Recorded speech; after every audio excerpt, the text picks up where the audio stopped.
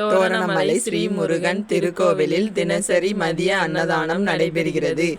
அதில் இன்று 467 தோரணமலை பக்தர்கள் பங்கேற்றனர். அன்னதானத்திற்கு உதவி வரும் பக்த உள்ளங்கள் வாழ்க வாழ்கவே.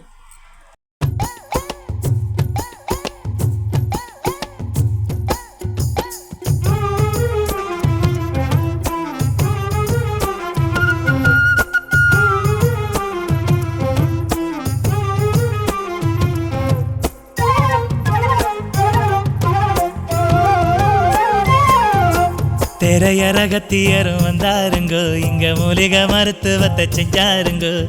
அழகு முருகஞ்சல கண்டாருங்கோ, இங்க எங்குல சாமியும் கோயில் கொண்டாருங்கோ.